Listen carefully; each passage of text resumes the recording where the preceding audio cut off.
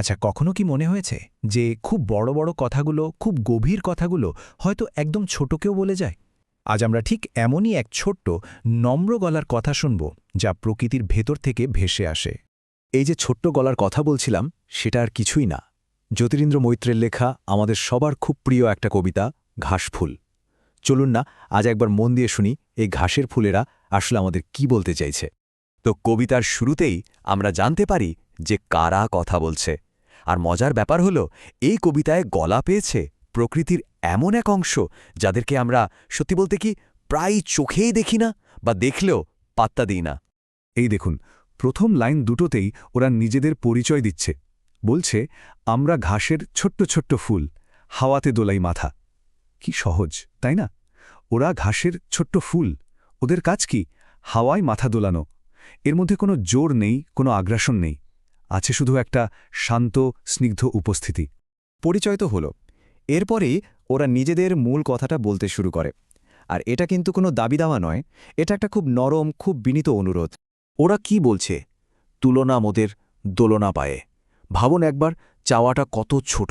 শুধু একটাই আবেদন, আমাদের ছিঁড়ে ফেলো না, পায়ে মারিয়ে দিও না। এই কথাগুলোর মধ্যেই কিন্তু ওদের অসহায় অবস্থাটা আর বেঁচে থাকার সামান্য অধিকারের আকুতিটা ফুটে ওঠে। শুধু তাই না, এর পরের লাইনে ওরা বলছে, ছিঁড়ো না নরম পাতা। এই যে নরম পাতা কথাটা, এটা শুনলেই বোঝা যায় ওরা কতটা কোমল, কতটা ভঙ্গুর। ওদের অনুরোধটাও ঠিক ততটাই নরম। তাহলে ব্যাপারটা কি দাঁড়ালো? ওদের চাওয়াটা তো আসলে খুব বেশি কিছু না। ওরা শুধু চায় যে ওদেরকে দেখা হোক, ওদের অস্তিত্বটাকে স্বীকার করা হোক, কিন্তু কোনো আঘাত না করে। ওদের সহজ সরল জীবনটাকে শান্তিতে থাকতে দেয়া হোক। আচ্ছা, এতক্ষণ তো আমরা শুনলাম ওরা কি চায় না, কিন্তু এবার চলুন দেখি ওদের আনন্দ কিসে। কারণ ওরা শুধু অভিযোগ করছে না, ওরা আমাদের জীবনের একটা খুব সহজ সরল কিন্তু সুন্দর দর্শনের কথাও বলছে। ওদের আনন্দ পাওয়ার উপায়গুলো দেখুন, কি অসাধারণ। প্রথমত, শুধু দেখ আর খুশি হও মনে। মানে ওদেরকে দেখে কেউ যদি মনে মনে খুশি হয়, তাতেই ওরা খুশি। তারপর সূর্যের সাথে হাসির কিরণে কেমন আমরা হেসে উঠি আর দুলে দুলে নাড়ি মাথা। মানে সূর্য উঠলেই ওরা হাসে, হাওয়ায় মাথা দোলায়, এই তো ওদের আনন্দ।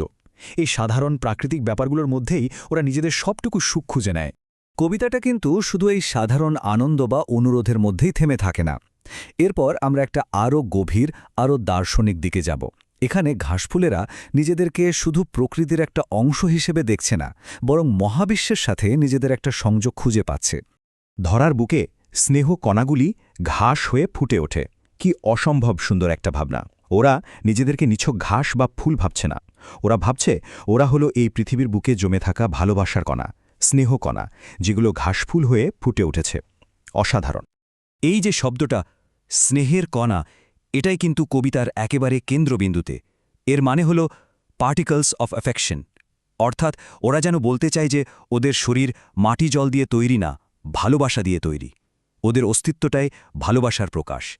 আর এখানেই শেষ না, ওরা আরও বলছে, মোরা তারি লাল নীল সাদা হাসি, রূপ কথা নীল আকাশের বাসি। তার মানে ওরা শুধু পৃথিবীর স্নেহকণাই নয়, ওরা এই পৃথিবীরই হাসি, লাল নীল সাদা নানা রঙের হাসি। আর শুধু তাই না, ওরা যেন নীল আকাশের সুর, একটা রূপকথার বাঁশির মতো।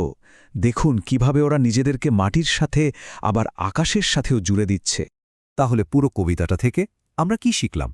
এই যে এত কথা, এত অনুভূতি, এ থেকে আমাদের জন্য কি বার্তা উঠে আসছে? চলুন সবটা একবার এক জায়গায় করে দেখি। প্রথমত, এই কবিতা আমাদের শেখায় যে ছোট হওয়া বা নম্র হওয়ার মধ্যেও একটা বিরাট শক্তি আছে, একটা মূল্য আছে। দ্বিতীয়ত, আসল আনন্দ খুঁজে পাওয়া যায় খুব সাধারণ জীবনে, সাধারণ অস্তিত্বের মধ্যে। তৃতীয়ত, প্রকৃতির প্রত্যেকটা প্রাণ, তার সে যত ছোটই হোক না কেন, খুব মূল্যবান। আর সবশেষে, আমরা কেউই একা নই, আমরা সবাই এই মাটি আর আকাশের সঙ্গে ভীষণভাবে জড়িয়ে আছি। শেষ করার আগে একটা প্রশ্ন রেখে যাই।